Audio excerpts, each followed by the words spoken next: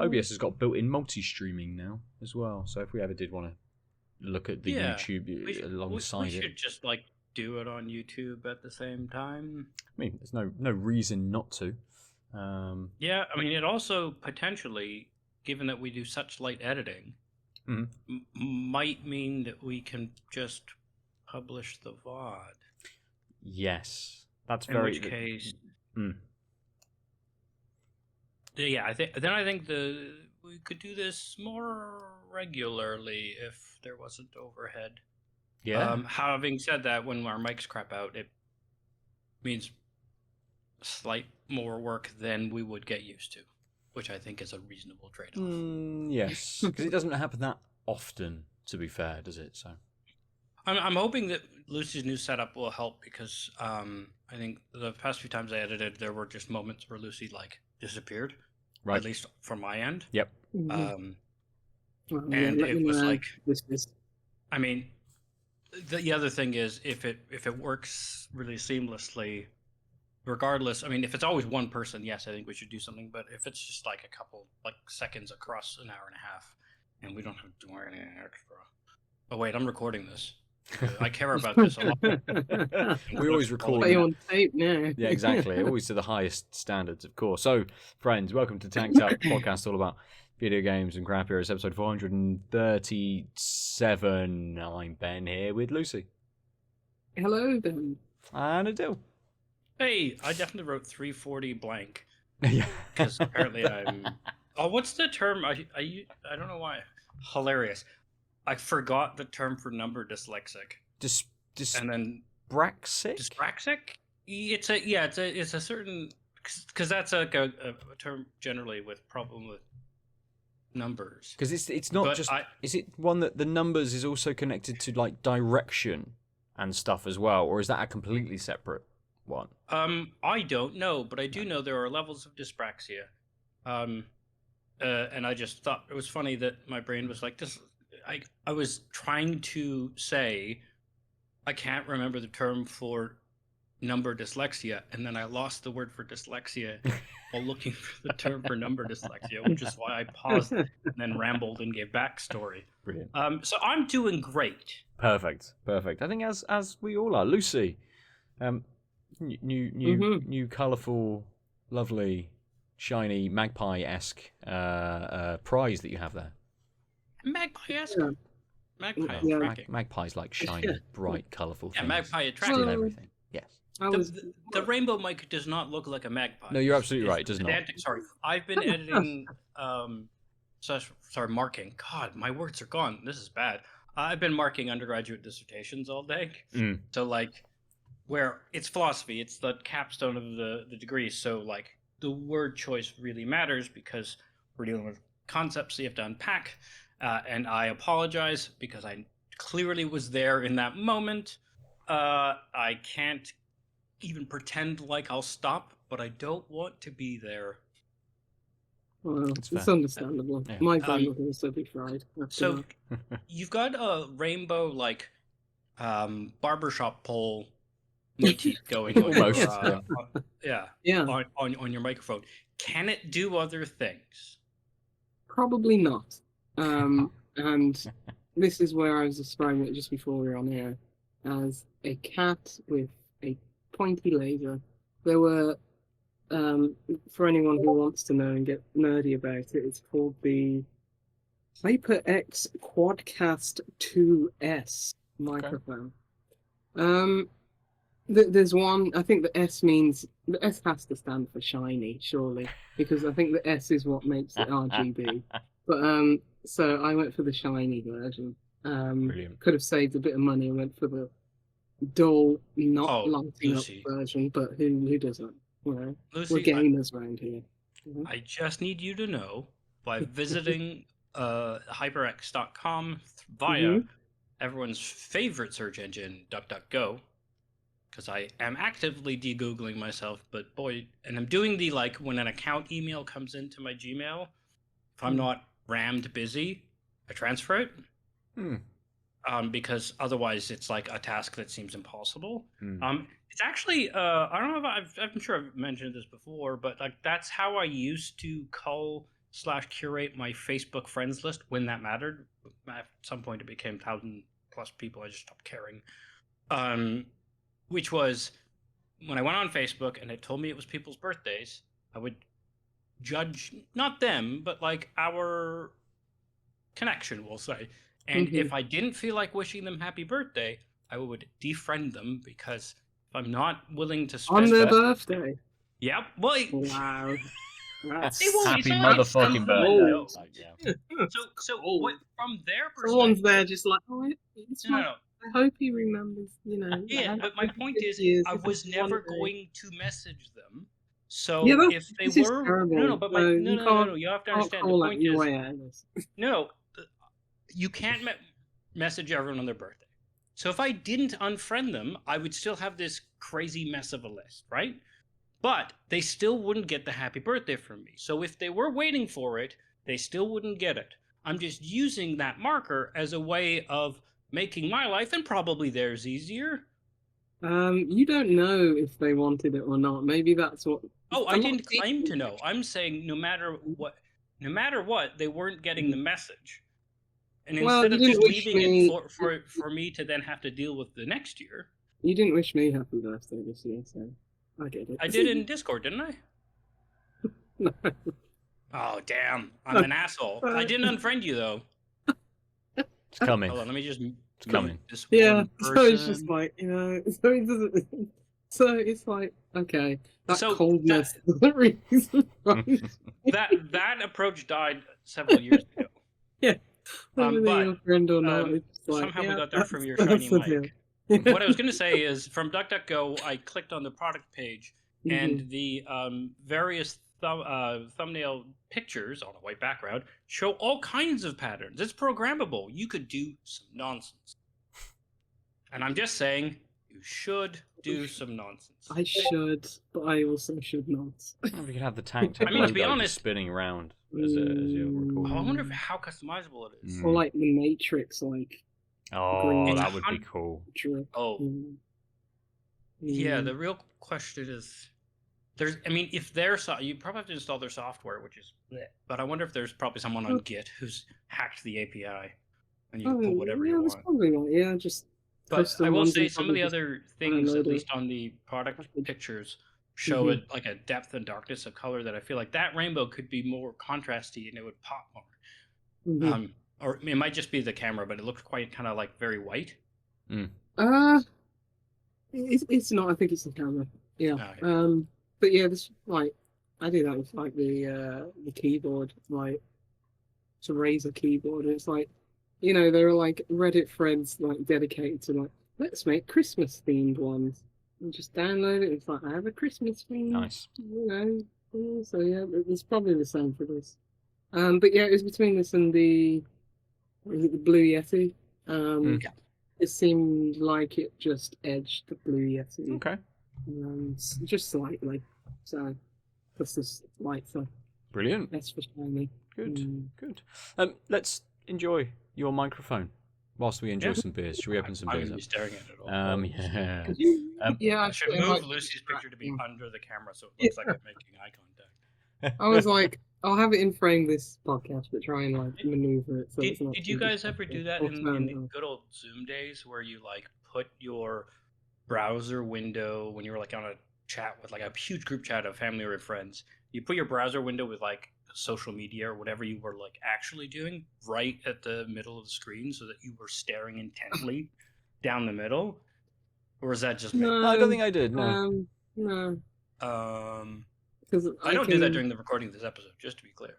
Sorry, these episodes. Yeah, you're usually like this, thinking, when does this end? No, so one of the things I've realized from my ADHD is how much I like adopted active listening to make sure I don't wander off, because I actually find video calls really hard to like stay on task with. Which is why I got up today to get my notebook. So I'm usually writing in my notebook just the things we are saying so that I'm not tuning out.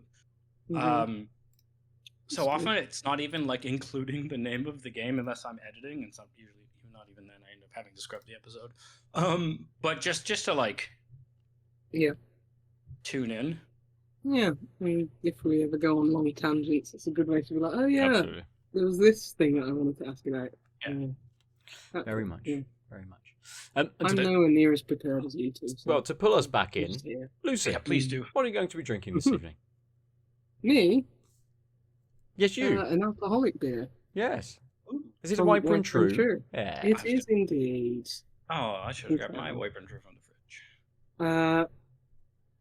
Yeah, I didn't realise last week I had the soft disco ball ballet beer, whatever you had from Burton as well, Ben. So. Leisure Disco or something, wasn't it? Yeah. But yeah, this Wiper and True, it's homegrown. It's a 4% lager. Homegrown is a love letter to lager.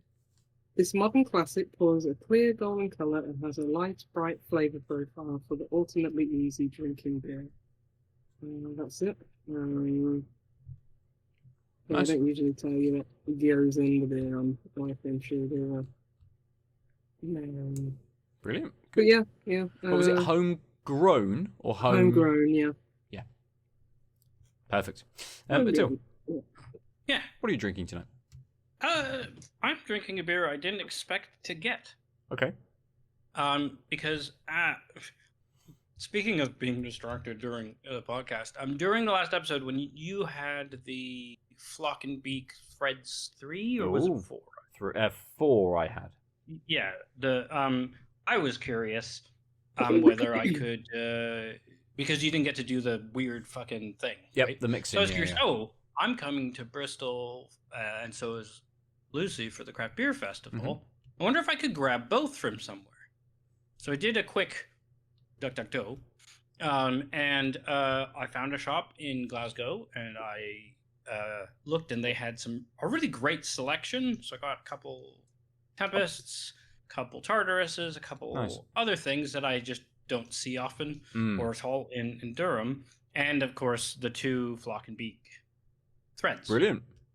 And of course the reason I got extra stuff was because I wanted to hit that. Not only was it selection I didn't normally see, but it was really easy to use that as justification to hit the shipping threshold. So I ordered from the Wee Beer Shop in Glasgow, and I misclicked, and I put my address in but didn't click delivery, and it was on pickup. And over the weekend I got emails from Niall, the guy who runs it, saying, just double check, the stuff's ready in a box, but notice your address he didn't say this, but he was checking if I've done fucked up, and I of course replied I done fucked up. And then I gave him the address, and he got it delivered, and it got delayed, and by by some shipping company, so it was a day late, but it was also within 2 days delivery by the time we sorted out things. Nice.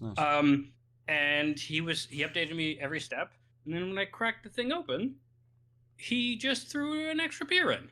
Oh, brilliant. So nice. This is a shout out, not a sponsor, just a nice guy. Never dealt with the store before. So amongst all the other things, I got an Abbeydale Brewery's Mango Sour Unbelievable Series 4.7%. From Niall over at the Wee Beer Shop. Let me just read this.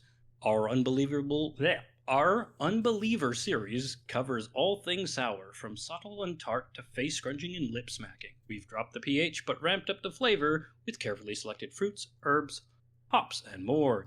This version is a throwback to the first ever sour we made here, packed with succulent juicy mango, backed up by bold and fruity Galaxy hops, sweet, tart, and tropical with a lip-smackingly refreshing finish.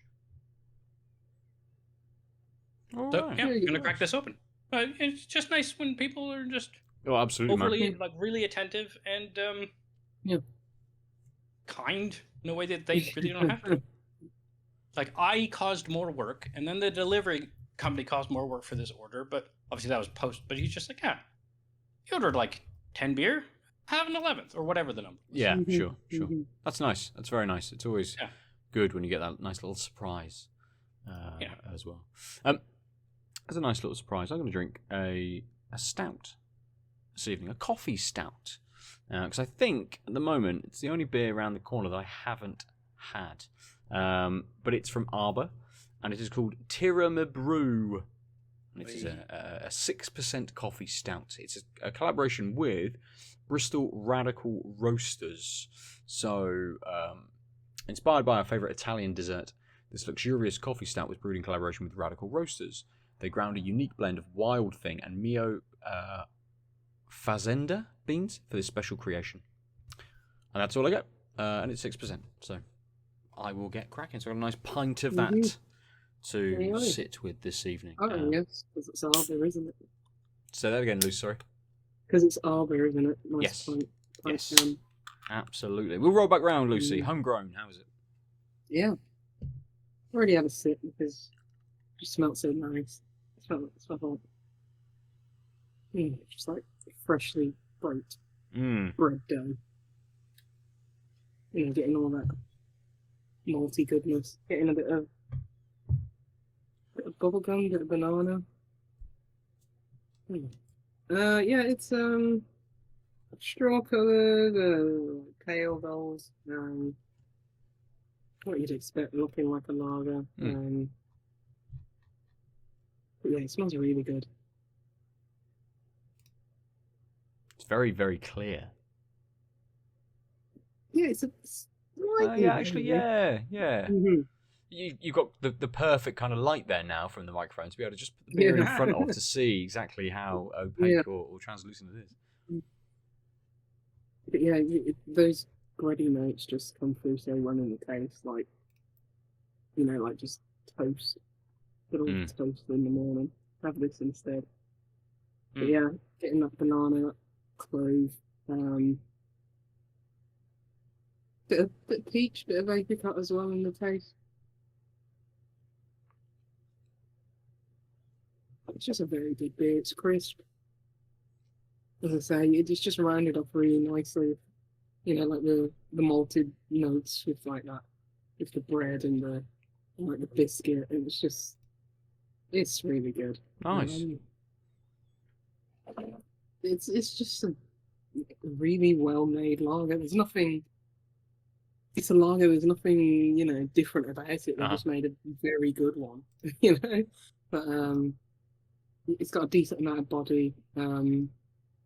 You know, not too much carbonation to be fair, but it's still got that nice crispness and that nice refreshingness, even though that carbonation is really settled. It's just very good. Nice. I mean, it's a lager. Don't think I can really, you know, extrapolate too much more from it. It's just a very. That's what I find with like a lot of Wiper and True beers. Like, they don't push the boat out really. They just make very good beers in whichever style they're making. And it's like that's what's outstanding about them and sets them apart. It's just like, yes, every style that you make it to practically perfection. Yes. But it is what you expect. But there's so many breweries out there who it's like, okay, this is what I expect from the style, but it falls short, or it's just being a bit too extravagant. Sometimes that's good, sometimes that's bad. But these days, you know, you're getting a certain level of quality. Yeah, I mean, I think they're like they try and, well, at least from the outside, they try and make the quintessential, right? Yeah. At a level of quality that is hard for most to seem to get. And I think a good example is like they came out with their non-alcoholic beers later than a lot of breweries, right? But like, boy, are they good, right? Yeah. It's still it's like, yes, I wouldn't be surprised if it had been a while of working on this, but they, you know, have their standards and they try and make it do the thing. And if you go back to all our past episodes where we've had the various Wiper and Drew AF, AF always makes me chuckle as an abbreviation. Wiper and Drew AF. They all are. They're all great. Those beers, like, we're all fans of them, even when generally we tend to be like, well, I wish non-alcoholics were better. Although this year has been decent. I think, Lucy, you've had a fair number of them, which I think if we track your opinion, it's still quite a diverse Yeah, marketplace. I had a Brew York one earlier today, just before we jumped on. Mm-hmm. It was, again, okay. Probably in the just slightly better than okay bracket, but not great. So not as good as the Wiper and True beers. And I think that's quite a good observation, because they don't put out as Wiper and True, they don't put out as many beers as most other breweries. It does seem that it's like they want to perfect things. They want to get that formula just right and not just be like, we made this experimental double IPA, here you go. Yeah. It seems like it's sort of like Cloudwater are doing now more so, because you don't usually hear about like as many new releases from Cloudwater as you used to. So it feels like they pared things back and just trying to optimize quality over anything. That's what I got from Wiper and True. Like, I ordered from the website, they were doing like free postage. Oh, and it was like, oh, build your own box, and it was like, yeah, one of those, Nice. one of those. It's like, yeah, because you're getting that quality. What I will tag on is, although there are some beers of theirs that have been in the range a long time, it does taste different, right? They are still innovating those core recipes.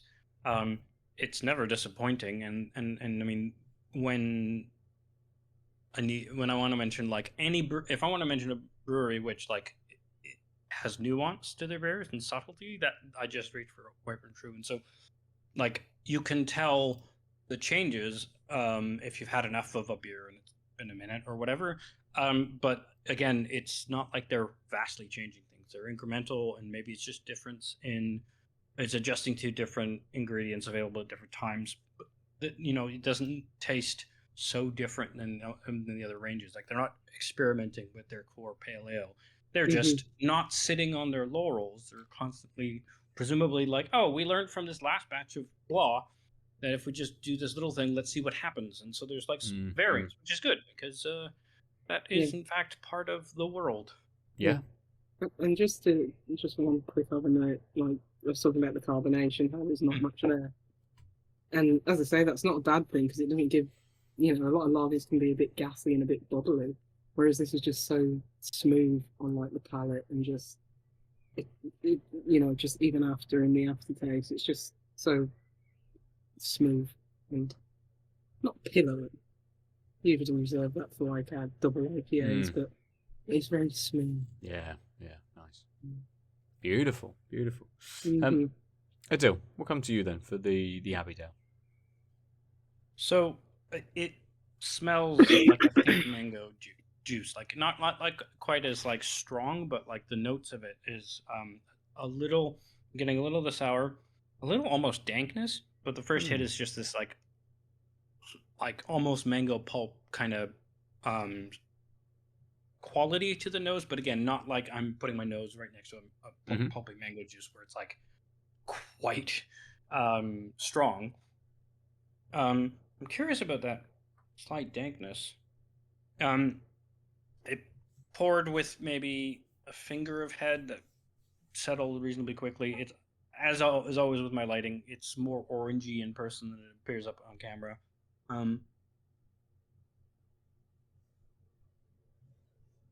Ooh. Now I did have a spicy noodles stir fry reasonably close to recording, but luckily we've rambled for a half an hour. No strong flavors before the podcast. We're strict around here. Absolutely. That's us. No beers, no food, no nothing. I missed lunch. I needed to have dinner. Interesting. I'm getting a bit of that dankness on the back as well. What's interesting is the fruit mango. I think the punchiness that they described. I can't remember the exact words. Sorry, cat. There's a cap on my feet. Makes it feel thick right when you taste it, but if you pay attention to the actual like mouthfeel, it's not a very thick beer. It's 4.7%. That shouldn't be surprising, but it's really interesting that like, it just feels really like big. It feels like a mango juice because enough of that taste is coming through.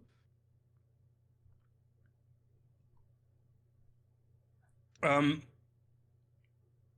was curious because they said it was like very, very tart. And the thing is, it's got this like level of tartness, which is quite. I want to think of my usual like taste curvy graph thinking, right? It's like a very high but thin peak. Like it's a very narrow part of the tartness, just is there, but it's there the whole time.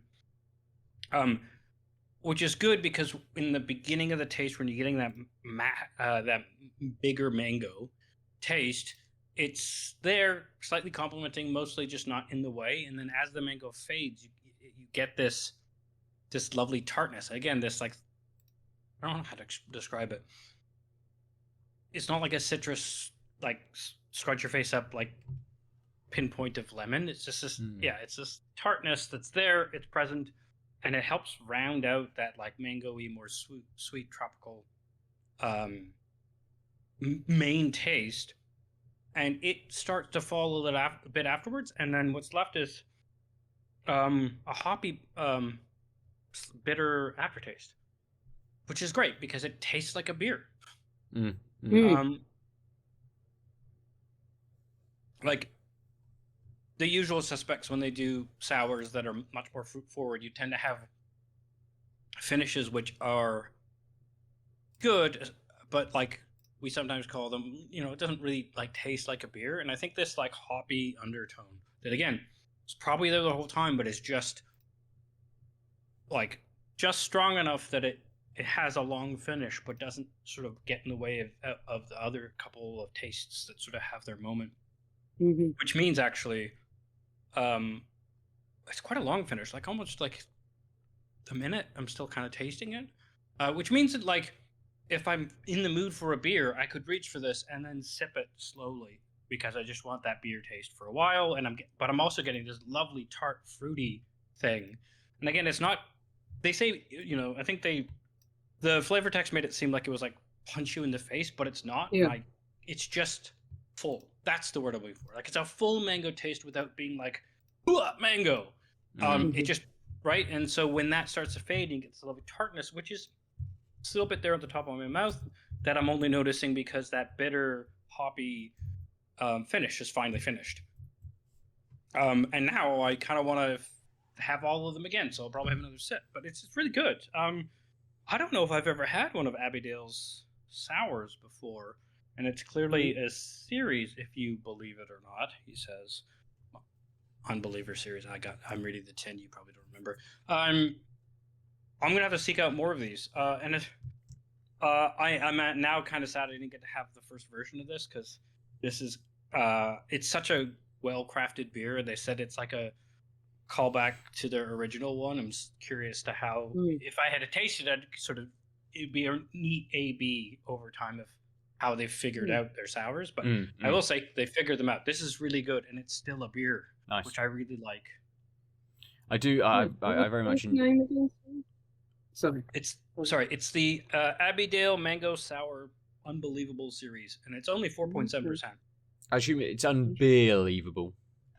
No. I was expecting to be unbeer. Yeah, believer.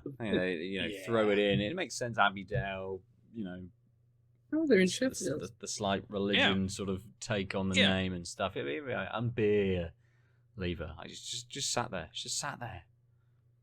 Maybe someone else has done it already, perhaps.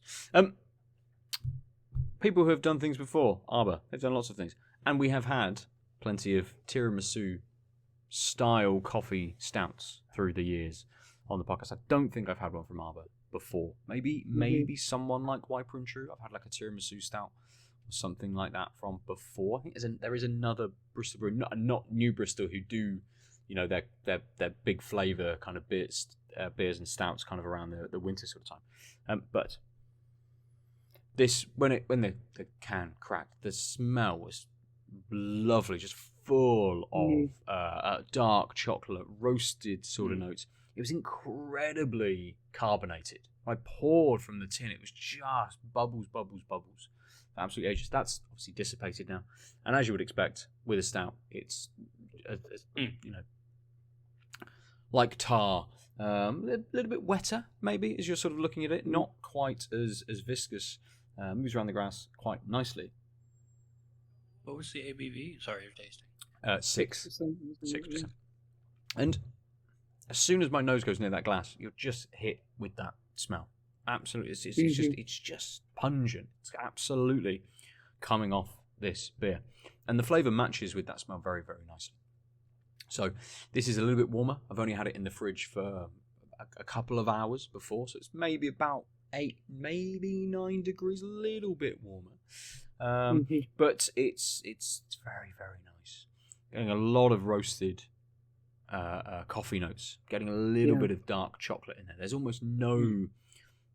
And as a tiramisu, there's almost no sweetness in here. Oh, really? That's surprising. Yeah, because I was expecting it to be a little bit more creamy. And I was as well. And I think it's trying to be there. I think there's a hint of sweetness, but it kind of very quickly turns more into a slightly cold coffee kind of flavour. When you have a cold coffee and it's got that little touch of sweetness where the kind of the roasted note has just turned that little bit. This has that to it, but not strong at all. So there's not a strong sweetness there. There's just this kind of acidic kind of hint edging towards sweetness within it. But as a if this hadn't, they hadn't said Tiramibru on here and it had just been a coffee stout, absolutely. Yeah. This is bang on. Did you say it had lactose in it? Oh, I didn't look. The allergens are barley, wheat, and oats. So it doesn't have anything on here. They usually say they're vegan. Yeah.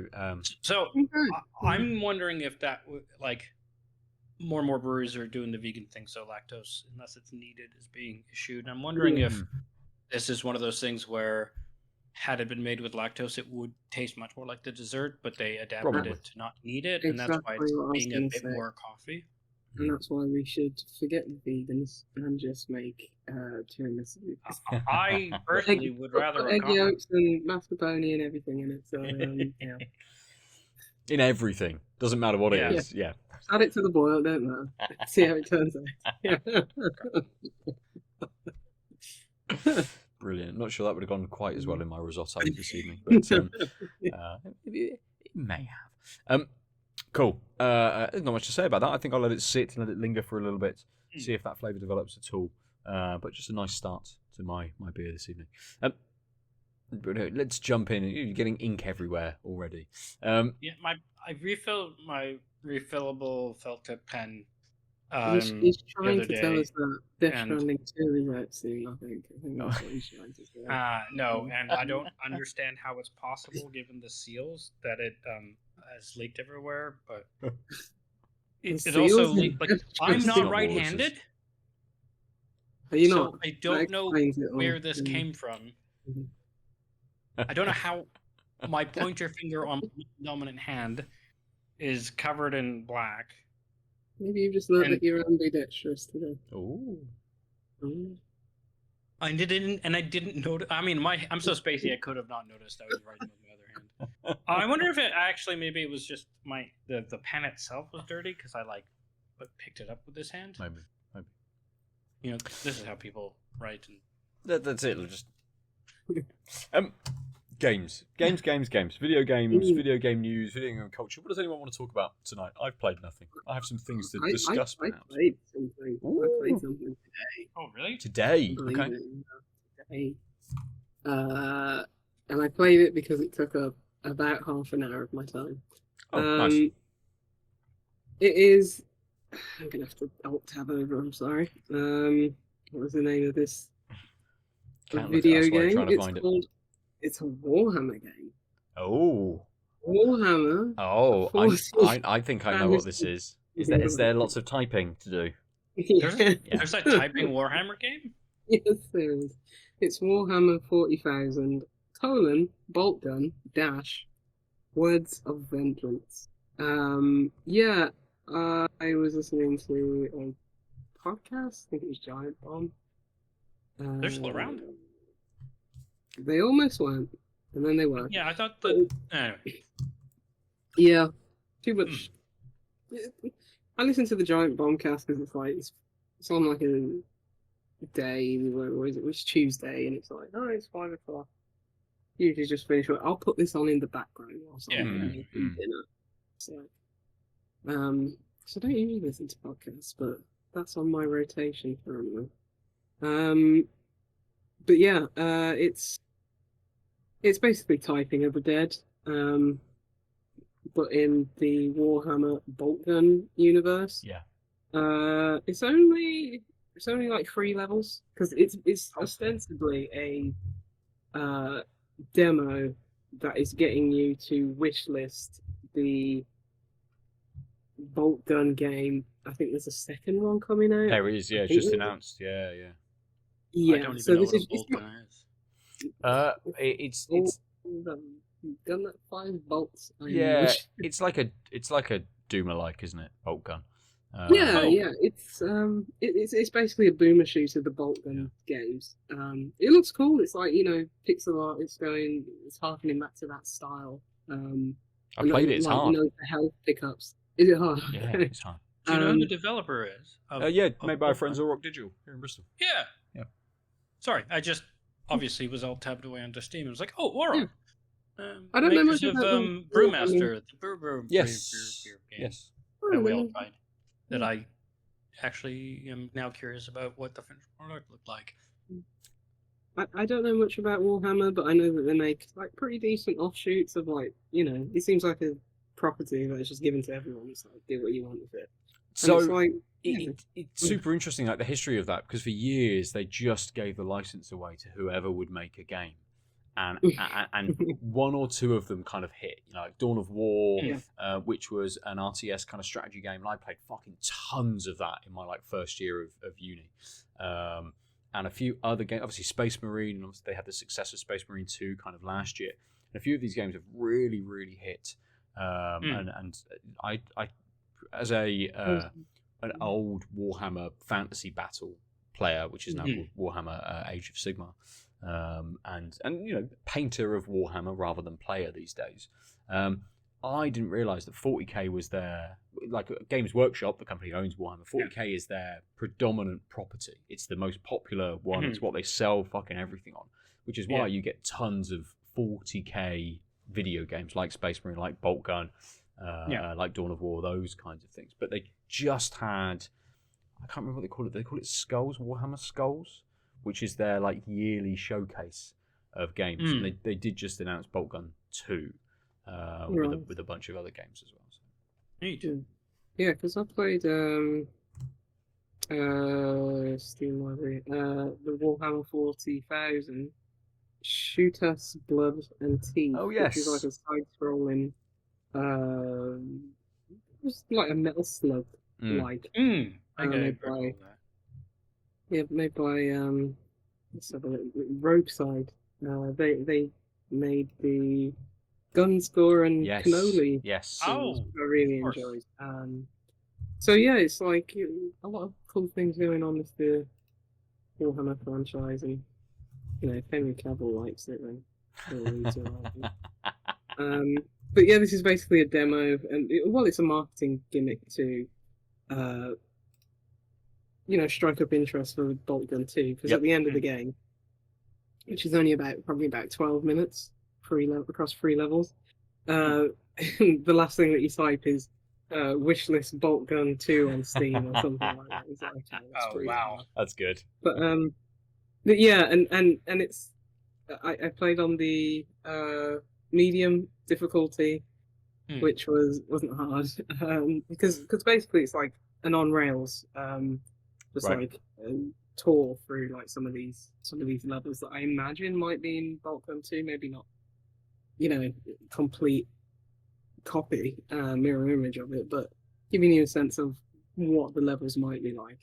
It's just basically taking you through, and there's like enemies, and then for anyone who doesn't know, like typing the dead, enemies come at you and they will display text, and you have to type as quick as you can to kill those enemies. But you're basically automatically picking up health pickups because it's on rails. And it is very generous because they want you to get to the end of the game. So you can Yes. be like, wishlist Boltgun 2. So Right. played on the Yes. medium, played on the hard. Like, there's almost no difference. And that wasn't due to like me being a words per minute typing whiz. It's just because it's easy, but it's like it's just cool. Make more of these like into actual games. Because this is like really bare bones. There's different levels, but different levels of difficulty, I should say. But there's only 3 levels. Take you max 20 minutes to get through. There's no different paths like say typing in the Dead was. I don't even think it gives you like your accuracy percentage, just how many words per minute. Do you think it would kind of last for you as a standalone experience? You know, if it was a 2-3 hour game rather than 20 minutes. Yes. Yeah. Okay. Give it to me I want one of those every year. Well, is it because you want the typing experience? Or Yes. I was gonna say, I think you're asking a loaded question. Well, it's kind of one where I suppose if you don't have any love, I suppose, for Warhammer, but it is the game itself or the style of game itself that you're kind of looking for, then it wouldn't really matter kind of what it is as such. But exactly, is it enough to hold you? Like, because I found with Boltgun, with the pixelated kind of aesthetics, it got quite messy on screen, and there was a lot going on. And so, actually, as I was playing through in a few levels, it got quite hard to see the enemies in places because it's very grungy as a palette. Yeah, in this one, because of the pixel art and stuff, it was just like, oh, who? You didn't exactly get a read on like if the enemies were shooting in a certain order. If it's like, okay, I should prioritize this enemy before this enemy because this enemy's like got a much like okay, this one's got an assault gun, so I want to kill him before he just continually sprays me with bullets, whereas this one's got a shotgun, say, and they're like reloading and stuff like that. Didn't really give me a sense of that, and it's kind of hard to judge the game where it's like it's just a 15-minute marketing gimmick, you know. So it's if they built it into something bigger, I absolutely think it could be something because a typing game is like, you know, that's why typing in the game is so good. It's not a long game. It's like it's like an arcade level set of time, you know, where it's just like you're not in it forever. Because even like playing 2 rounds of this on medium and hard, I was, you know, after a while, 30 minutes of typing, I'm just like, okay, don't really want to play this anymore. But it's because I played those same levels and I knew what was coming. But you could absolutely just make any game in any genre or series and just make a typing game out of it. I don't know why people don't. I mean, I like House of the Dead fine, you know, like played it in arcades. That's fun, but typing the Dead is just way more fun. Yeah. For some reason. I don't know what it is, but it just is way more fun. I think it's because that game was so stupid and outlandish and you know, obviously had a good sense of humor and didn't take itself seriously. And neither does this, and that's what's great about it. So, yeah. So here's a question for you, Lucy. I'm gonna start throwing, let's say, genres of video games, and you're gonna tell me if you would play or gladly play the typing version of it. I'm just gonna say yes to easy one. New quiz for you. No. So no, arena shooter.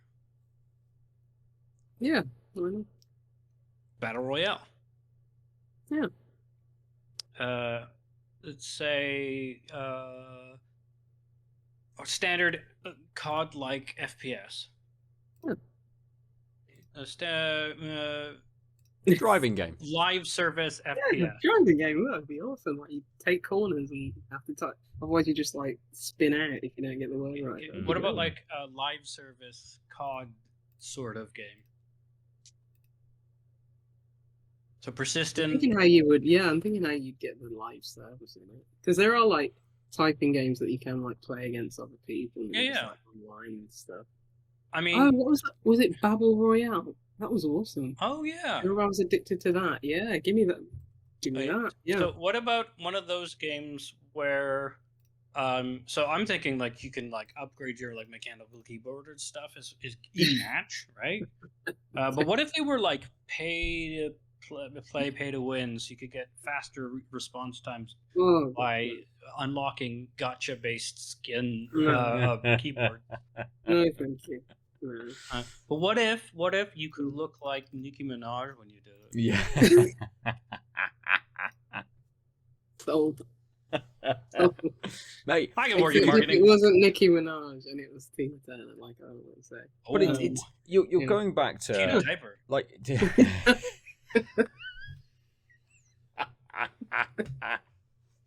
It shouldn't be that funny, but it is. It really shouldn't. You're going back to the old days of adventure games, and because I was Yeah. going to say like a Sims type game where you have to say type, Literally. take a shit, Mm. have a bath, die in the pool, those kinds of Yeah. things. But actually, that's just an adventure game. Ultimately, It is, yeah.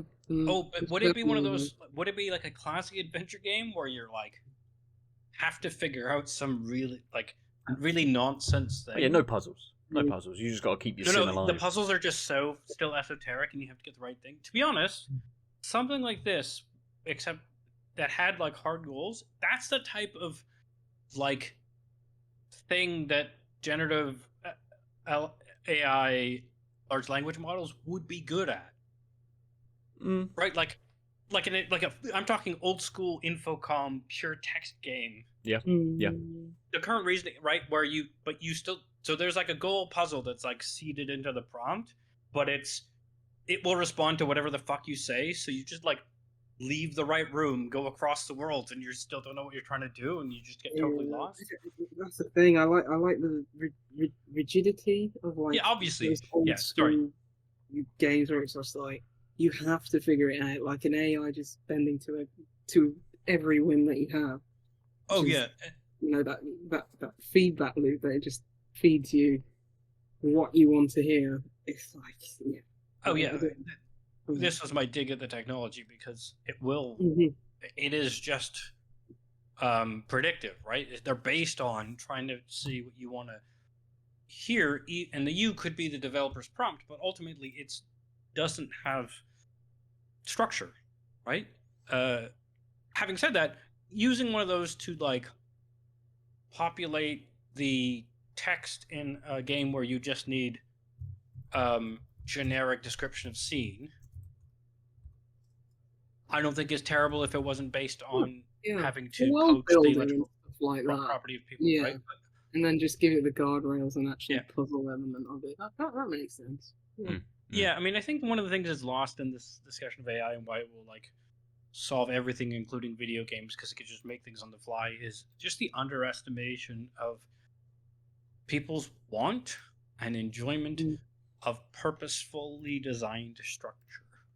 That's Right? why I always said procedurally generated games are not ideal. Procedurally generated levels, like they were a big splash for a while, and they worked in certain very strict, rigid games. And I'm sure, like maybe in some of the design process, they might be seeds, right? But like, you don't want a procedurally generated open world just to make it bigger, because we've seen that big isn't what people want. They want big enough that they can journey for a session and feel like they haven't been there before. Yeah. But also it's populated by things that feel like they're there. And I think we will see games in the near future, like GTA 6 might be one of those, where we've never seen an environment where things are acting like people in the right ways on the surface. But it's like, as soon as you start interacting with them, that might not be the case, right? Unless we have huge breakthroughs. To be honest, like an open world game where you have objectives that take you out of that space, it's probably the best spot for ludicrous amount of detail, but you're never going to meet that person again to show that they said something different that contradicts themselves later.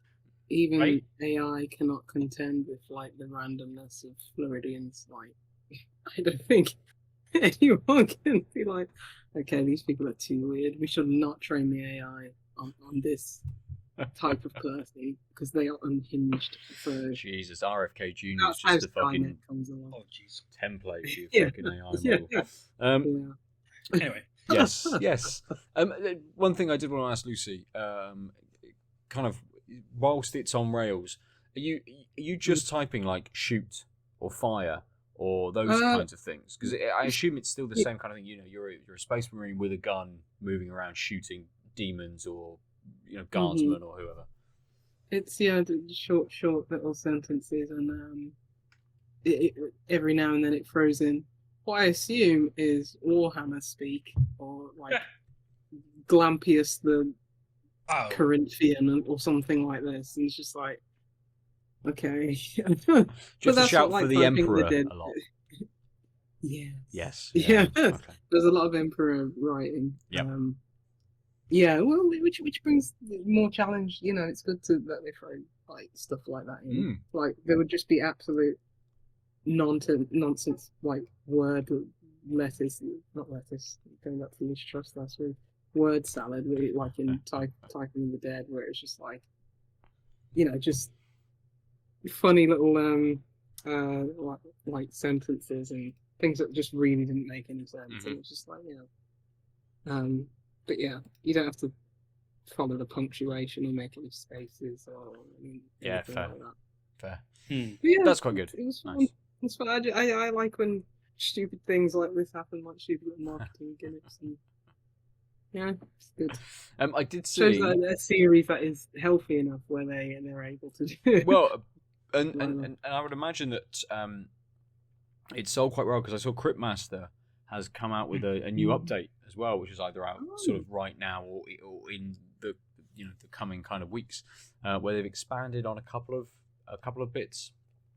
I didn't get far enough in the game, I think, to have experienced or to know whether that is an area in the game that you already go to or is a new kind of thing. But I think they've expanded on the card game within the game that you play, and you can go and do a tournament. And there's a couple of other bits, but there's a trailer online for that right now. So again, typing games getting some love recently. Yeah, they pop up now and then. It's just like, yeah, we need one to properly hit. We need just like Typing the Dead 2. Not 2. 4? 4? Yeah. 3? 4? Yeah, we just need that and like Summer Games Fest. And then everyone loves it and everyone will be like it. And weirdos like me will be like, well, we did tell you that these games you don't deserve them, but we'll take it. So yeah. Fine, if we must. It's okay. Yeah. I'll okay. I won't spite you all by not enjoying it. Should. Absolutely should. Good, nice. Was there anything else, Lucy, that you've played, or is it literally that for today? Yeah. I was like, I should bring something, and I downloaded that, and it's like, yeah. Fair. I've just looked up. So as before we started, I was just scrolling Bluesky, and I saw. Is it still here? Let's double check. No, I have gone off of it. So I saw Andy Kelly, Felnal on Bluesky. Followed him for years over on Twitter, but he has just retweeted a game called Operius DX, which is and as he says, looks incredibly like Super Hexagon. Really? And I found it on Steam, and it's like £4.30, and I'm like, this is what I should be playing for the next few weeks. Oh, it is. What's it called? Sorry. Operius, but Operius. Yeah. DX. So I wonder whether it's an older game that's been brought back out, or whether it's just a new game and they're making it seem like it's an older game, like an old arcade shooter. Tunnel shooter. Yeah. You see some now and then. It's got Lucy's favorite buzzword in it.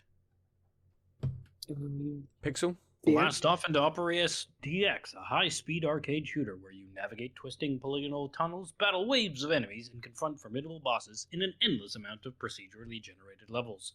How far can you get? Having said that, this is precisely the strict boundaries. It's a polygonal tunnel that you're traveling down. You're in a tube.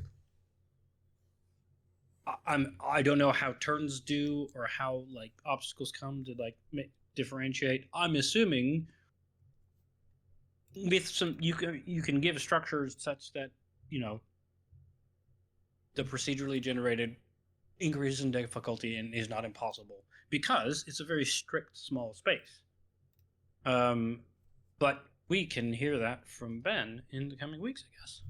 Well, yeah, absolutely. I bought it, so I'll install it later. Ready to go. To be fair, I can install it now. It's only 30 meg. It's not gonna worry the machine in any way whatsoever to kill the recording at all. There we go. It's downloaded already. Perfect, done. I shall play it within the week, I would imagine. I said I haven't played anything. I have played something. But I've got a review code for a game, and I'm not allowed to talk about it until next week. I think the embargo is the 3rd, so I shall bring that next week. It's got that Switch too.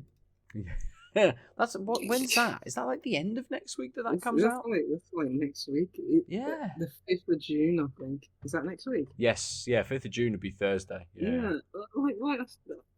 I know about that because I talked to Francis, and it was just oh, there was articles about Summer Games Fest. And yeah, that's in 2 weeks. It's like E3. I know. It's June. I had no idea. What? I know. May has disappeared. Yeah. Yeah. Don't. Because I've just been on 11th of July. That's when Tony Hawk comes out. I see nothing before that and nothing beyond that. That's all I care about. Oh mate, you've already mentioned it. Video game surely you've mentioned it already. Death Stranding 2 is the 26th of June or something like that. Yeah. Isn't it? I was like, what? Excuse me? There's a 2? I know. I knew there was a 2. I was like, I don't know when this game is out. They've timed it. Kojima popping up over I think Kojima came out and said that he'd moved it back from... It was going to release in September, but they moved it forward because everyone was expecting of GTA to come out sort of in the autumn of this year. Obviously now it's the spring of next year. But knowing how big Death Stranding was and how long that game fucking took me, Death Stranding 2 probably will take me up until GTA 6 releases next year. But they've got, and I think they've timed it very well, because they've then got Ghost of Yotai, which is the Ghost of Tsushima sequel, coming out in October, I think, or September, October kind of time. Okay. So they've done very well at strategizing when these games are coming out. Yeah. Whilst everyone... I think they got a bit fortunate with that. Well, absolutely. And I think what they've done, and this was going to be the thing I wanted to kind of bring up this week, was I think they're hanging Marathon out to dry. Because that's meant to come out in September, and they've supposedly killed all the marketing for it because of the Bungie. I only know about the art thing. Yeah, so I actually started writing an article for the site. The first time I've done writing in fucking ages, saying I think Marathon can turn things around, and I started writing this a couple of weeks ago.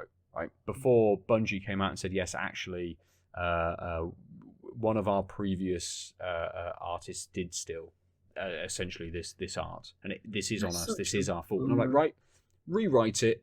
Okay, talk about that, fine, but talk about how they can change the marketing, comparing it to Concord, how they could improve and learn from Concord, how Sony needs to support them. And then about a day after I'd started rewriting it, it came out that Sony had dropped all of the marketing for Marathon and essentially was sort of like, it's just going to release, don't worry about it. I'm like, for fuck's sake, I'm not going to, why do I even bother writing anything? I mean, it is a shame. Think that one person is literally just the deck of cards that was already teetering, just wiped it out. And that's like a whole well, whoever's left at Bungie after the layoffs, after whoever took their pay cut when they sold to Sony, Well, so there will be no layoffs. I think I can't remember how many people it was, but a certain amount of people from Bungie have gone on to form this new studio within PlayStation Studios. So PlayStation have kind of absorbed a bunch of them to make a new game, essentially. There's the survivors right there. You want to get in that dinghy? Whilst the Titanic is slipping into the ocean. Yeah. Well, it's like, what kind of game are they making? The new team? Yeah, I can do that. I can code that. It's fine. I'd be like, I know Unity. Yeah, of course. Yeah.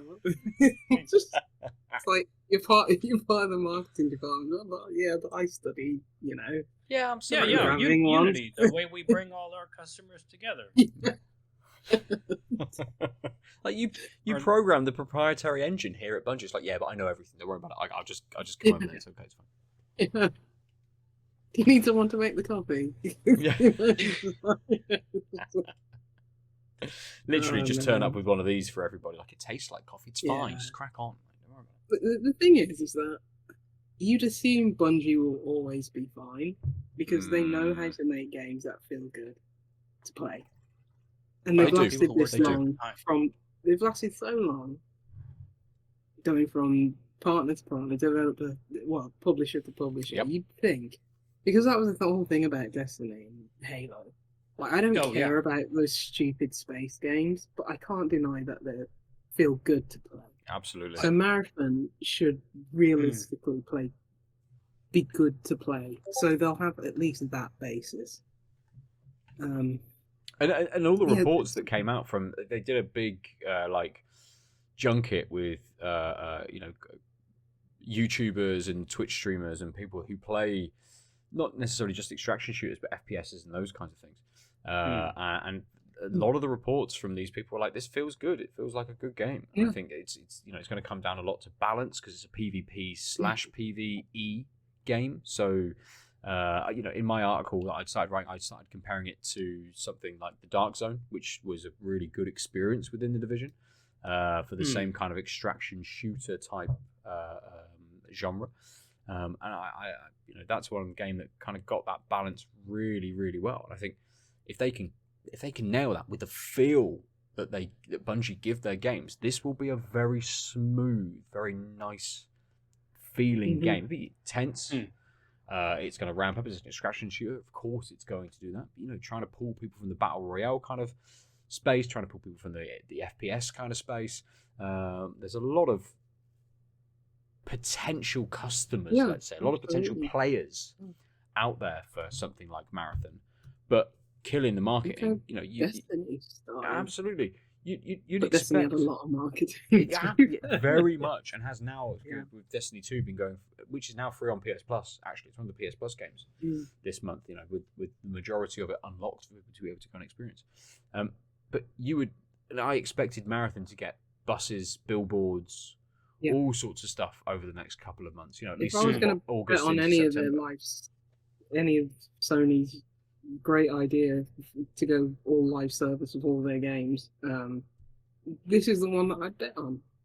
Yeah. The people who have done it before. Absolutely. With one of the most successful. Is this like an FPS as well? Mm-hmm. Is it in first person? Yeah, one of the most successful FPSs in the last. Gosh, first Destiny was 2014, wasn't it? So it's not even the last decade. But just I'd bank on this one before I banked on Concord. Absolutely. You bet on the wrong horse. Absolutely. Jeez, when did Destiny come out? Does this look like Concord? No, I haven't seen anything of Marathon. Okay, well, it's not that good. It's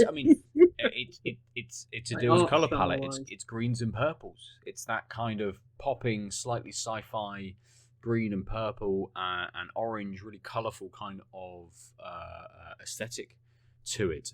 More like, what did I play recently? That was from...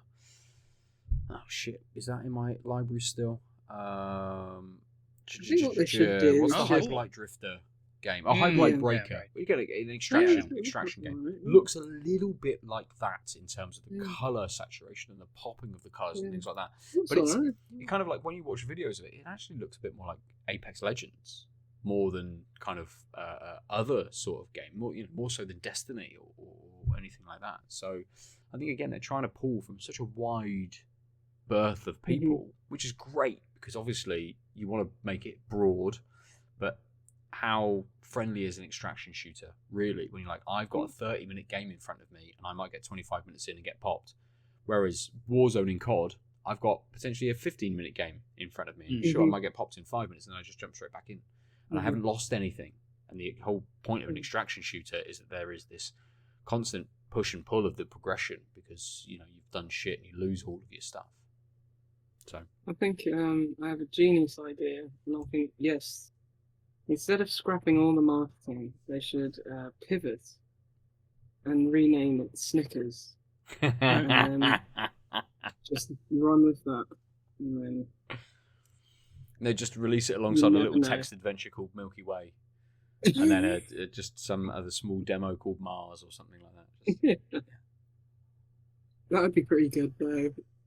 I'd love just to get to like the head of Bungie marketing, just to be in a room and say that and get fired immediately. Mate, it's literally I'd do just the on long run on a and poster. It's just a long bunch of like parodied chocolate bars, and then just Marathon in the middle. Someone reaching for it, and it just says for the gamers on it. Done. There's your marketing. Done. They'll pick up on that straight away. Oh, Marathon? Yeah, I'll have a marathon. I'm a gamer. Sure, it's for me. Perfect. Oh, it's not a chocolate bar. It's a game. Okay, I'll check that out. Why not? Every toffee comes with a bar. Snickers. Mate, I'm tired. Marathon ain't getting no fucking physical release. There's absolutely no physical release coming. Is from it a Marathon fully anywhere. priced game, or was it meant to be free? No, to play, it's or- no. It's like I can't remember what they said. A premium game, so it's Oh, so it's probably more like $80. $80. I mean, it might Yeah, I be mean, $80, that's the new but price, it right? might be like no. They said it's not going to be like that 60, 70 pound price tag. It's going to be more like 45, 50 quid probably.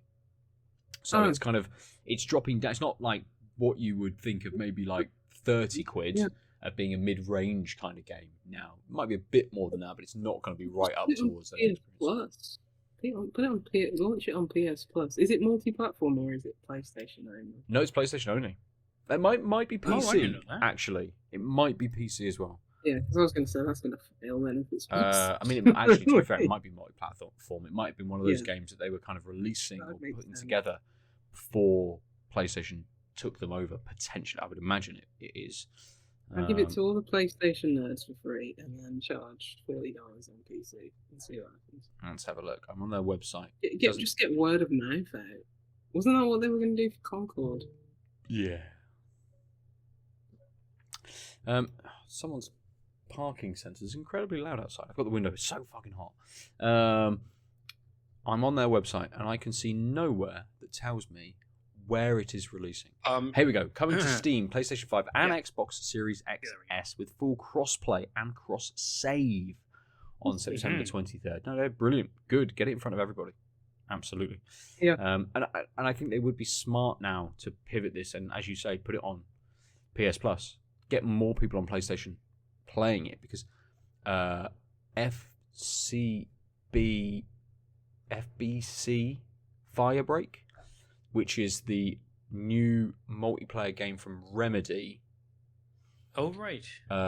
Which is set in the Control Alan Wake shared universe now, I think comes out next month and is free on both PlayStation Plus and through Game Pass. So it's releasing day one on both of those services. And I would imagine because Remedy want to get as many people playing it as possible to convert them into buying Control and Alan Wake 2. Ultimately. It seems like Firebreak is that game, and Marathon is very similar from what I've read in terms of its strategy. That Firebreak is releasing like 50% complete, and they are just going to release additional maps and additional things, but not under like a battle pass type system.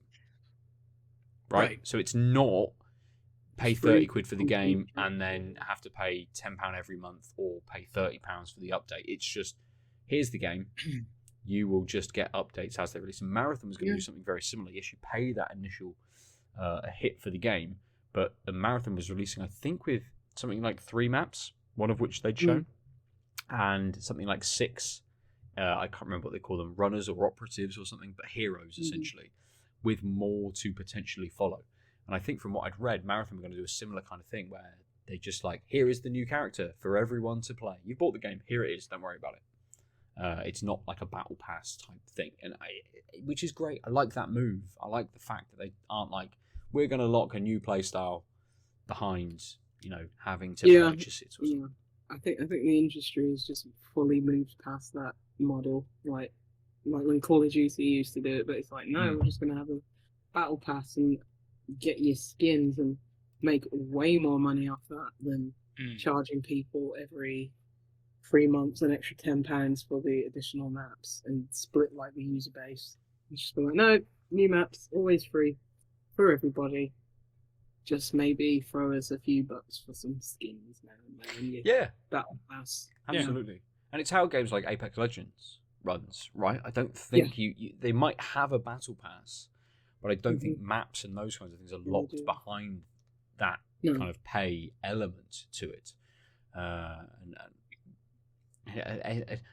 The state that we're currently in with the industry, Apex Legends is another interesting property at the moment. It's still kicking around. Everyone, from what I've read, is expecting Apex Legends 2 to be a thing very soon.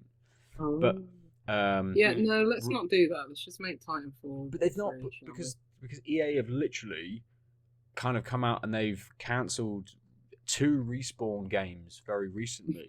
One of which was a Titanfall game, supposedly. It might not have been a full Titanfall game, but it was a Titanfall adjacent within the universe type experience game. All we have to do is make Apex Legends. No, what's it called? Apex Legends. Yeah? Apex Legends, yeah. Just put mechs in it. Yeah, Apex Legends 2, and just make the gameplay. Absolutely, Titanfall. very much. So it was like, we're not sliding down hills in this one. Why is it called Apex Legends 2? It's like, no, gamers, don't worry. It's Apex Legends 2 for sure. Just got mechs in it. Just go giant mech. Absolutely. And we're just ripping the code from Titanfall 1, please. Yeah. Just turn the Titanfall 1 servers back on and just rename it Apex Legends 2. To be absolutely, I think EA are missing a trick, right? They've just cancelled. I think I read today or yesterday they've just cancelled the Black Panther game that was being made. Oh, really? I didn't know they were making one, but so they're currently.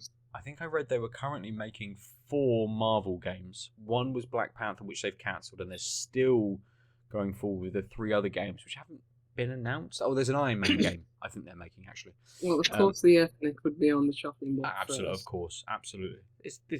No one in Africa's got a console. Fuck it, just get rid of that one. It's EA all over it. Nobody cares about Marvel, do they? Anymore? Do they? I think they do. Do they? I think they do. Really? Yeah. Iron Man? I mean, but it seems these are very married to like the MCU, which I feel people grew tired of.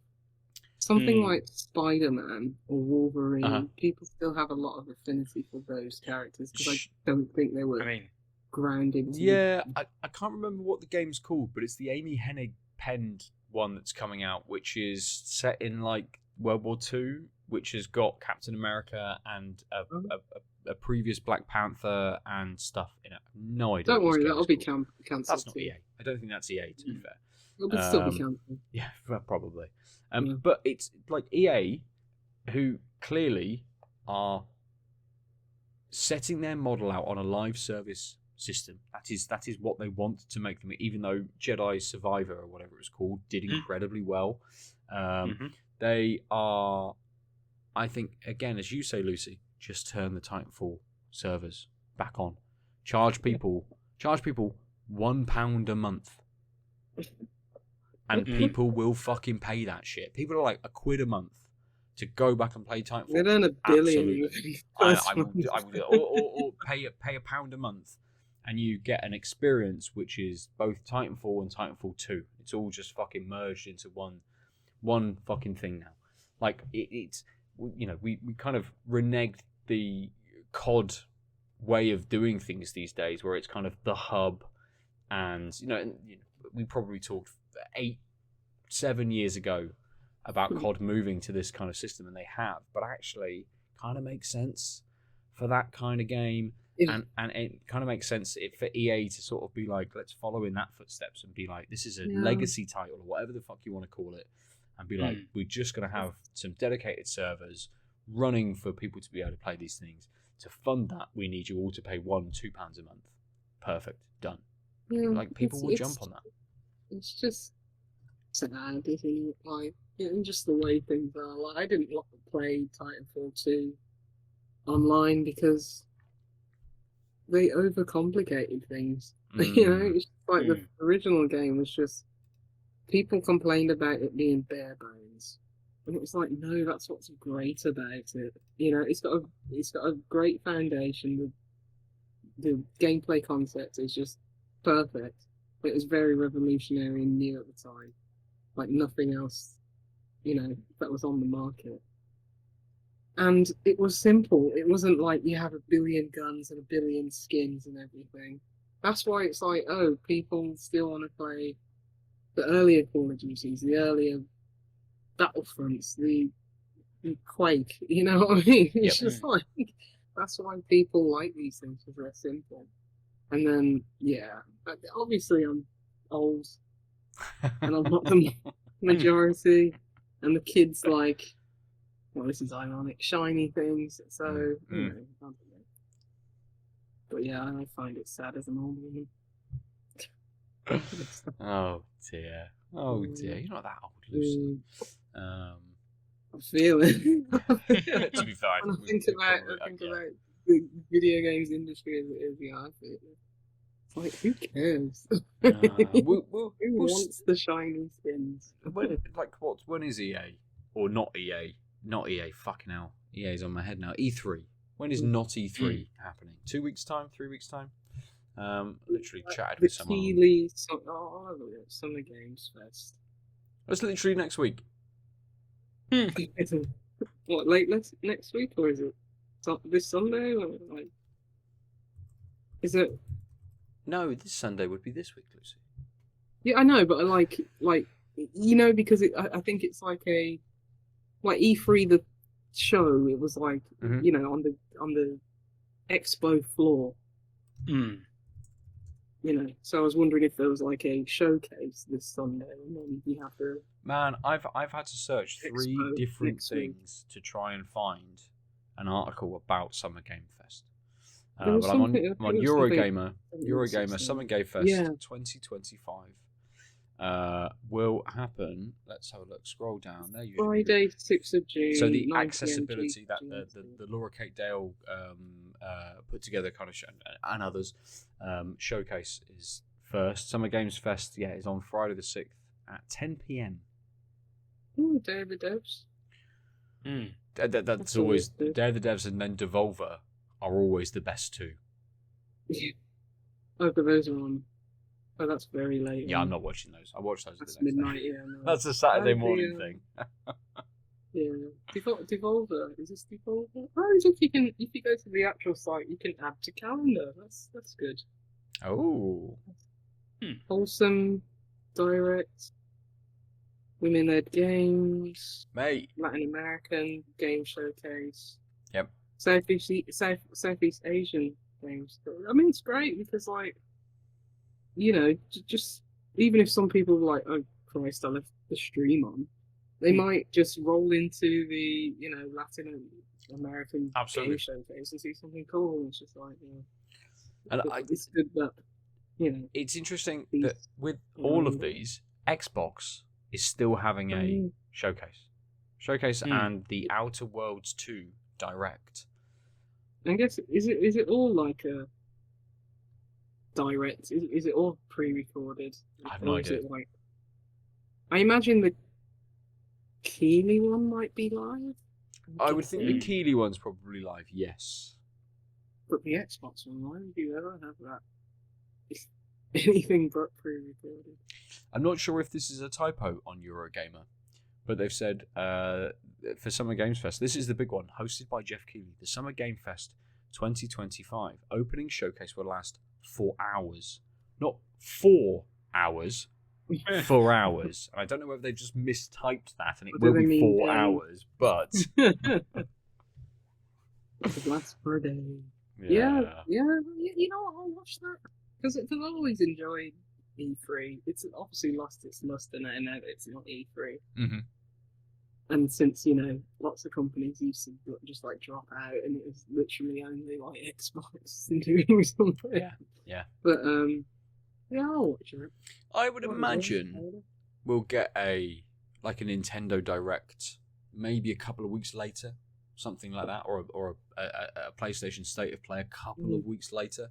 Like they'll probably put something out at a similar kind of time, and it'd be interesting to see if the listed on Eurogamer the Death Stranding 2 game premiere. Yeah, I skipped over that because I have no interest. Whether that will be like PlayStation presented.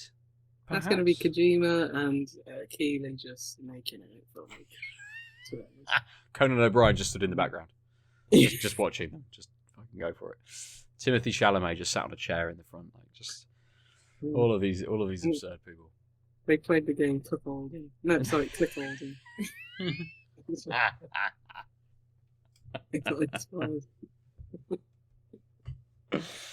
Oh. Yeah, I'm not watching that. Thank you. No, maybe one to miss, perhaps. Yeah. Good, but Eurogamer have a full rundown of all of these different things that are happening. I'm adding them to my calendar. Nice. I'm adding them to my calendar. Nice. The Frosty Games Fest, which doesn't suggest so from the title, but focuses on Australian and New Zealand games. Nice. Good. This is great. Yeah. Regional games need more. It's great that we're getting into this actually quite niche sort of set of stuff, and I'd imagine all of the Australian games is just Mad Max rip-offs, but it's good that we sort of see these different things happening to be able to be like, actually, let's support games that come from these areas. Obviously, most of these, there's a Latin America, but an Australian one, a Southeast Asian kind of one. They're still quite not necessarily westernized, but we're not getting the the kind of African game show. We're not getting the kind of and I would imagine the Central Asian kind of game show. We're not getting those kinds of things that are popping up, and it'd be interesting to see kind of what comes out. The Southeast Asian, very very specific in an actual geographical region to be able to sort of pick into. To be fair, maybe there's just not a lot, unfortunately, in those areas. Absolutely. And hopefully, yes, they do just show up on like a day of the devs or something like that. Yep. Yeah, you're absolutely right. There might not be. Very much. Not enough to make an hour's worth of a show, potentially. There was this game where it was where did I see it? It was I think it came out on Steam not long ago. I think it was like a point and click adventure game, and they had like a full on alongside the game, like a full on pixel art like Bollywood film to go with it. And I was like, what is this? And where can I find this? It came out on Steam, and I was just like, a Bollywood pixel art game. Yes. I think it's like some wild. I think it's like some cop Detective Dotson, a masala mystery. Hang on. Sorry, what? Yeah, I was like, hold on. I was like, that's not the subtitle of the game. That's just what that's just what the review says. Okay, Detective Dotson. Okay, that's Detective Dotson. Yeah, Dotson. Got good reviews. It's just him flying across the screen with his fucking fist out, just like. Yeah. The cozy mystery game. Oh, I don't want to hear that. Yeah. Okay. The Yeah, art they style's were nice. It's a nice pixel art style. Oh, Yeah. Masala Games Private Limited is the name of them. That makes sense, the yeah. Masala mystery a lot more Yeah. palatable as Yeah. a reference from that review. I was like, Yeah. ooh. I was like, what? To be fair, it was written by the India Times. So, Yeah. yeah, and there was just like there was like a 50-minute like Bollywood kind of Nice. addendum film, pixel art film to it, and I was like, Only came out a few days ago.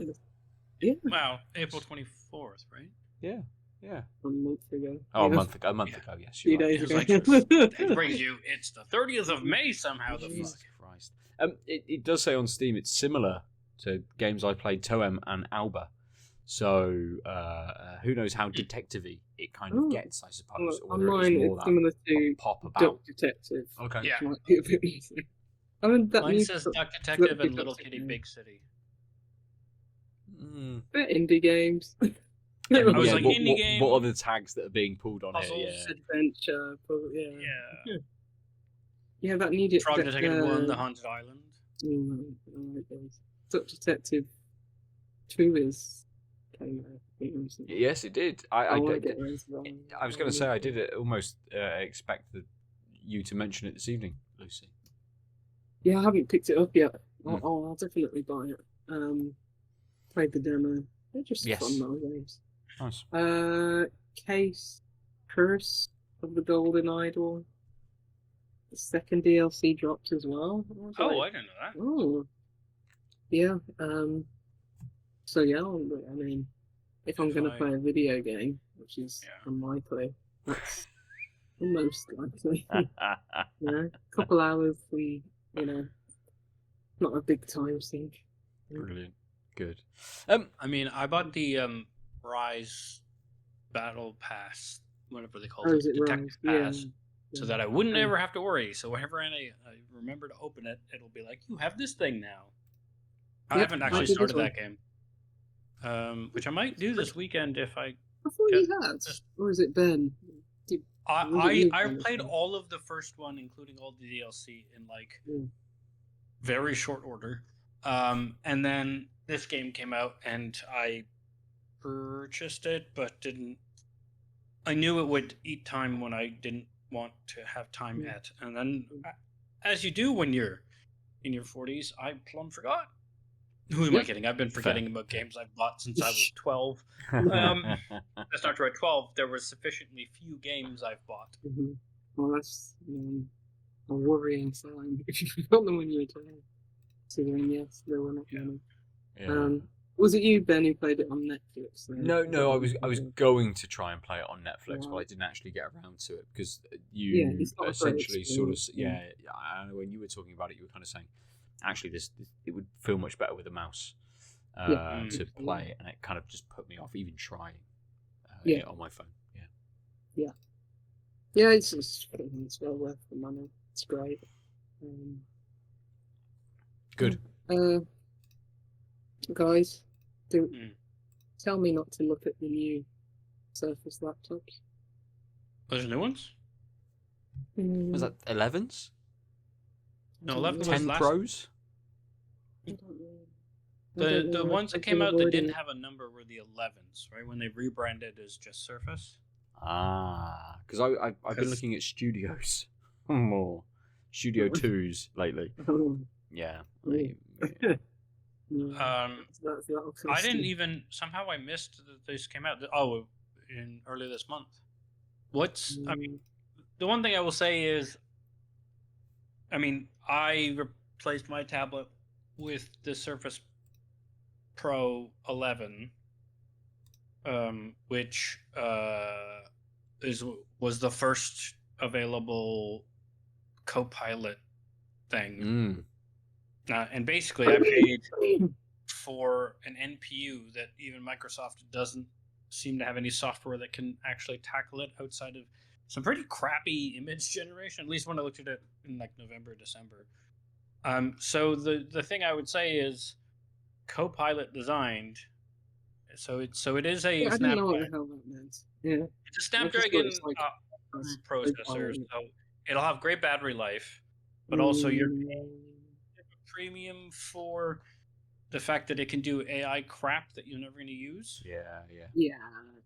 You said talk you out of it. So, do I you think want to have yes. AI crap paying what I said before? But Coherently. yeah. Yes. No. Absolutely. Okay. I'm getting that. Thank you. We'll work on you. We'll work on you tomorrow as well. Luckily, so they are releasing Recall finally after the recall of Recall. Remember this, where the biggest AI feature of Copilot based machines was it would record every fucking thing you did. Yes. Yep. And put it in a non-encrypted folder in your machine, so you could ask it to remember and do things. Well, now they have claimed they fixed the thing after basically almost like a year, must be, of Copilot being dead. And in fact, the one thing they did do was decouple Copilot from Windows in Copilot enabled things, so it was a separate app, which means you can uninstall it, but also it means its aims were much lighter because it can't integrate in the same way. But they are saying Windows 11 will get Recall rolled out, which you can opt in for. Again, I don't trust these people in 5 years to suddenly make it opt out again. But yeah, it's so dumb because it doesn't actually do anything you want. It's just so that they can say that their computers now need NPUs and that they do AI. I read a lovely interview of the CEO, who, I can't remember the outlet, but it's kind of journalistic lack of integrity, because he basically said AI is great. I basically have 5 different models which help me do my job. So they summarize podcasts and I talk to them about the content, and then they write emails for me and they do that and they schedule all my stuff. And this is like, isn't this great? It's like, so you've like opted out of the basics of learning life, etc. And also, how are you not getting pressed on? Why do you get paid so much, you motherfucker? Your job doesn't exist. You're just a guy who apparently can just skate by having large language models fucking do the bare minimum for you, such that you don't even know. Like, anyway, sorry. Yeah, actually, I will send you guys in the Discord, and if you want to see the link, you should join us on the Discord. Link on the website, blah, blah, blah, of a guy who wrote a really great rant that was inspired by this interview, which is, it's long, but it essentially tries to distill many and connect many of the problems of our late-stage capitalist world with the rise of the business person persona, where they don't actually do the work. They are they get ahead by talking a certain way and connecting with each other, and the best thing that they can do is be the hall monitor because they're so divorced from the actual product and labor. And it connects things that I had not appreciated, how you could view them all through that lens. It was really good. It's long, but it's worth it if you it's the weekend. No, send it, man. Send it. I'm getting very fucked off with business at the moment, and I there's this term that I fucking hate called thought leaders, right? Oh god. And it's given to it's this idea that you are at the forefront of fucking shit, right? And I'm like, sure, you thought of something. I think of shit all the time. Doesn't mean it's fucking good. Doesn't mean I can do any of it. Sure, am I a thought leader because I can then tell 100 people that they have to do the shit that I have decided upon? Yes, I am. That makes me a thought leader, which also makes me a fucking cunt. So, that's how I feel about business. When you've worked in the corporate world for how many years? Probably, let's say 15 years. You just ignored to it. You just Yep. You know it's all nonsense. I learned that really quickly. It's like in my first job, and it's just like, yeah. And then you just absolutely. become Yes, you do. Very much. Yeah, Yes. and you're yes. like, these people, the hardest thing is keeping your eyeballs straight so they don't roll out of your head whilst you're on a Zoom call or something. Yeah, no more And that is incredibly where- angry. There's only two ways there. Yes. But eventually I've just been like, not even the anger was there for a while. Now I'm just numb.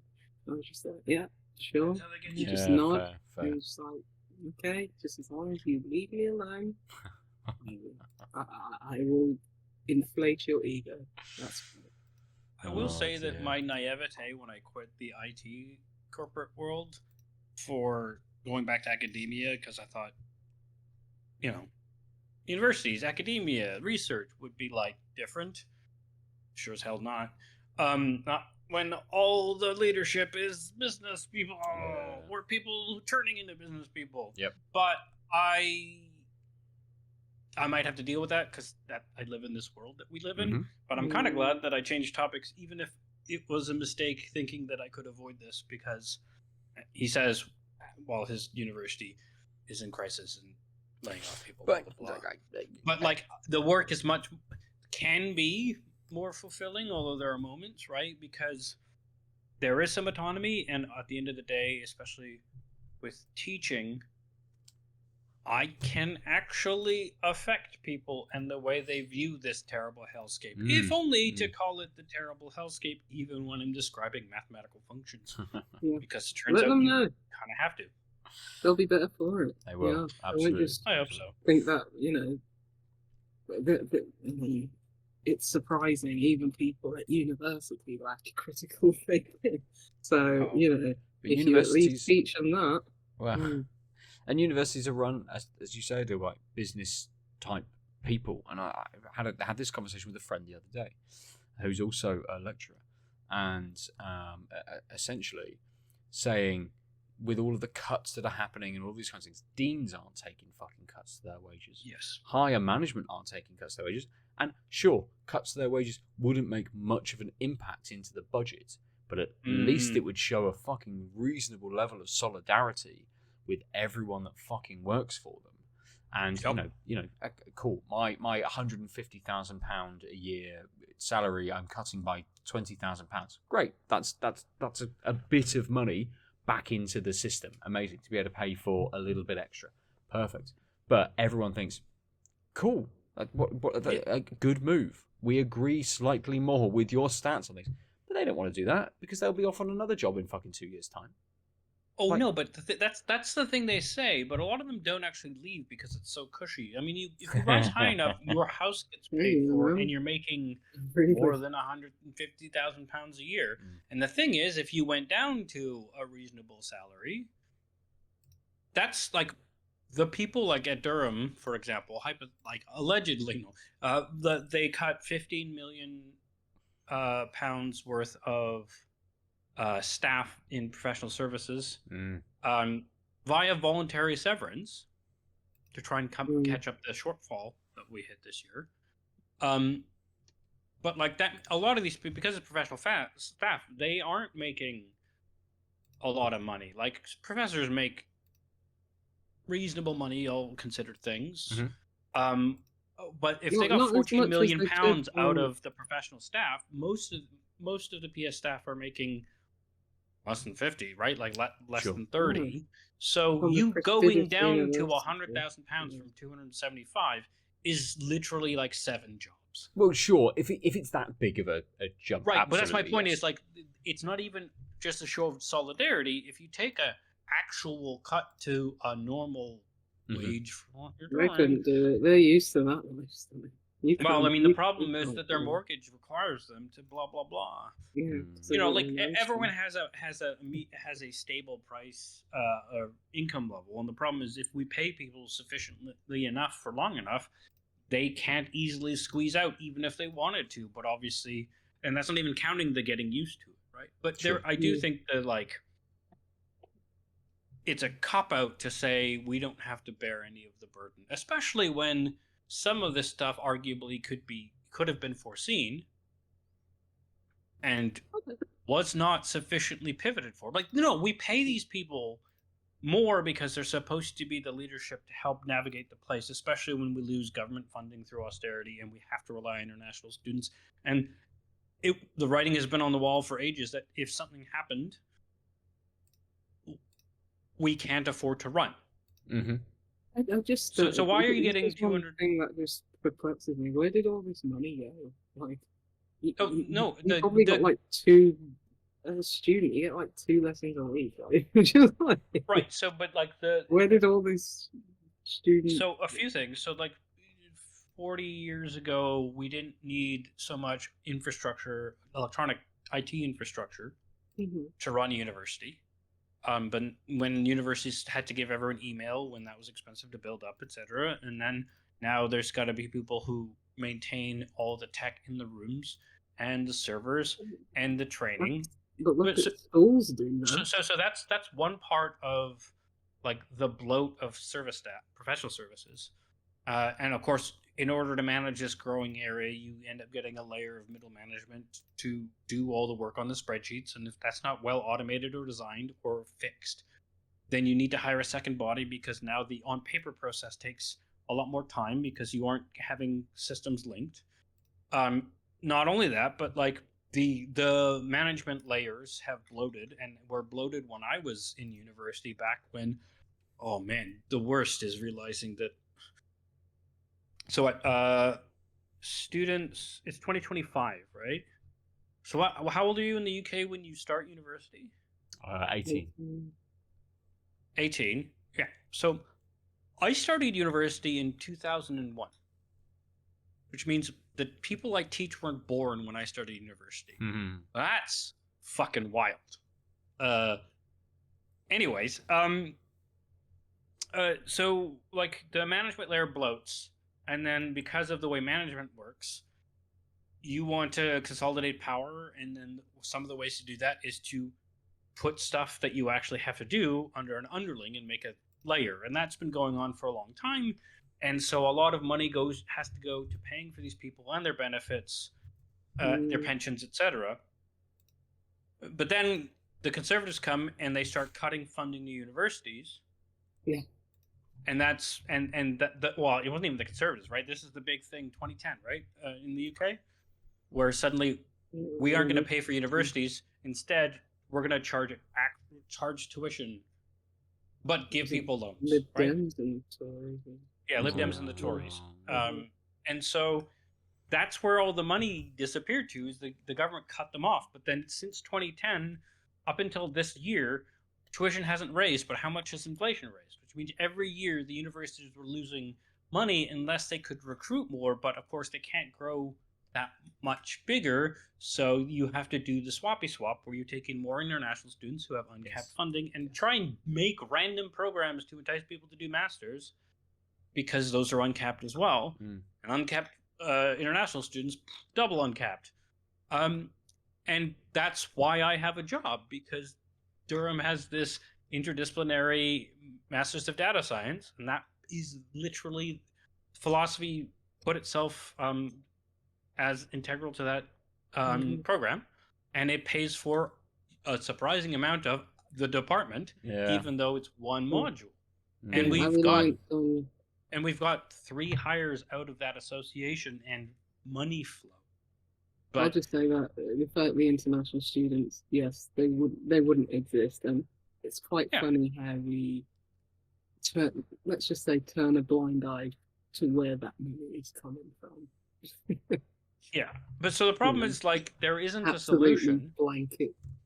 Don't worry about it. There isn't a solution except it pays cash, and it's like, it's fine. The solution is we pay for our shit, right? Like, we need to undo the fact that the government doesn't fund the institutions that are integral and bring in a lot of money, and through various means, right? Yeah, absolutely. But our Labour Party is not going to be the ones to do that. No, because they know that entire institutions are built on dirty money. No, that's not why. It's because they believe in austerity, because they're not really the labor that labor used to be pre No, 2001. it's an open secret, So it's just like, this housing, universities, most things, football clubs, I'm glad we got back round to politics again. I enjoy that this is a space for us to rant and talk about things that are important to us, as well as video games and beer. But I'm going to pull it back in to finish the episode out. Yes, please do. We'll roll back round. Roll back round for beers, just to have final thoughts on anything. Lucy, we started with you, so we'll come to you first. Yeah, it was really good. Really good. Really enjoyed it. I would say, well, I think I do put it best, quintessentially. Yeah, just really smooth, really easy. Still had all those flavor profiles that you want from the style. A bit of banana, clove, good, breadiness, maltiness. Yeah, excellent. Glad I picked this one up. Nice. The shop around the corner gets Viper and True all the time, so hopefully if it's a slightly newer one, they may get one in the next few days or a week or something. Within the last couple of months. So okay.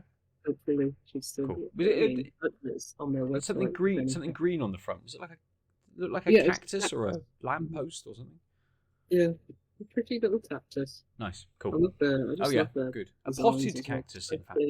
Yeah, good. Aadil, we will come back to the Abbeydale.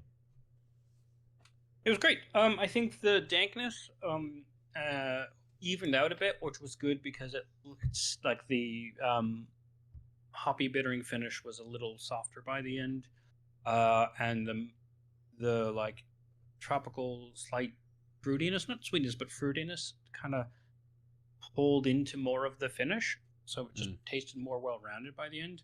But other than that, I think my points are still there. There's this like nice peak of tart, not like sour but tart.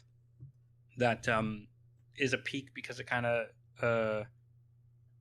has this like moment in the taste curve where it's primary, but that's after the mango's done its thing, and before the that citra-based bitterness kind of pulls into the finish. It's really good. I would definitely have another one, and we'll seek it out. Not to mention, I'm super curious what the other unbeerleavable entries in the series are. And again, a shout out to Niall and their shop, the Wee Beer Shop in Glasgow. Thanks for the beer, my dude, and I look forward to drinking the ones I actually bought. Yeah, brilliant. Good. It is unbelievable that it's not called that. So the one thing with the craft beer festival we have to figure out is how we will accomplish drinking, because I'm going to bring those 2 cans with me, and we're all going to have some of both. That's the plan. So is it after the beer festival when we're quite saturated that we're going to like pour into these glasses a little bit of rum? I don't know, because I know they did the bag searches for the last few years when you go in, so if you turn up with beers, they're going to take them away to pick up later and all of that sort of stuff. We'll figure it out. We'll have a chat with Tom. We'll see where things lie. I'm mostly just flagging this as I have a think, because we could start the day with those, because it'd be like a third of 2 cans. Literally, the whole queue is just lining up, and we're just sat at the side, shotgunning, sat there, fucking nailing these blended beers. So the problem, I thought maybe that'd be okay, but of course we don't get our glass until we go inside. Yes, that's true. Yeah. We bring because this is one of the beers where you don't have to worry about rinsing. But you're not supposed to rinse between the glasses, right? That's the whole shtick. Yep. The second one's supposed to happen in the glass and amongst the remnants of the first. And that's like, actually, given that we're meeting at a beer festival, etc., normally that's very easy to arrange, right? Yep. And I think we need to find a little tripod for a phone to record this as well. This is definitely prime fucking. It's only taken us 10 years to think we'll do well, we thought about doing stuff. We've never done it, but anyway, yes. I actually might have a good. small. I do own a smally tripody thing. I think I've got one somewhere. Bring thing. Yeah. I also have a small camera that we could also use. I think What it's the about mics. beer for you? That like banana Oh, no, yeah. beer. Sorry. That banana Banana stout one. beer from like Oh yeah. Baron. I think it's for you. Might bring that. Yeah. Like 4 And if years that out gets of date now. passed, I will. No, it's a stout, so I think it's from like Bananas don't beer. famously go Fine, on, right? Yeah. And I will never drink it. So if it's like, That's fair. I don't know, the security throws it over the fence, I'll be like, well, I was never going to drink Straight it in the anyway. harbour like Coxton. The Arbor, the Tiramibru didn't hit a tiramisu. Didn't have those level of flavours, but it's a very nice coffee stout. Mhm. And again, if this was renamed and as it says on there, coffee stout, absolutely. Had lovely roasted notes, lovely dark chocolate notes to it as well. A little bit light, could have been a bit more viscous, and at 6%, I think I would have liked it to have a bit more body to it. Bit light, bit wet, bit carbonated, I think, for a coffee stout. What I would like from a coffee stout. So it's not, and I'm not saying I wouldn't have it again. It's kind of one where if I saw it on tap, I'd get a half, something like that, to just experience it from cask or from keg, depending on how they put it out. But yeah, it was nice enough for a nice early summer stout. Yeah. So, yeah. Good. That's us then for this week. If you want to talk to us or look at the things that we do, you can go to outoflives.net. We are that over on YouTube. We are that over on Bluesky as well. We're Out of Lives Net over on Bluesky. Come to our Discord as well to chat to us about beer, talk to us about going to beer festivals or games that you've played and those kinds of things. I'm at Nova47 on Bluesky. Aadil is. At the Omniarch. And Lucy is. Come to my YouTube channel, Soul Crossroads. It's Lucy Vardis. Perfect. Lovely. We will see you next week. We're rolling up towards the beer festival, and potentially next week we'll be talking about going to it, I suppose. I think maybe we'll have another subject for it, perhaps. I don't know. Who knows what time is or what dates are. There's no way for us to ever tell. So for this week, we've been Tanked Up. Goodbye. Bye. Ciao. www.outoflives.net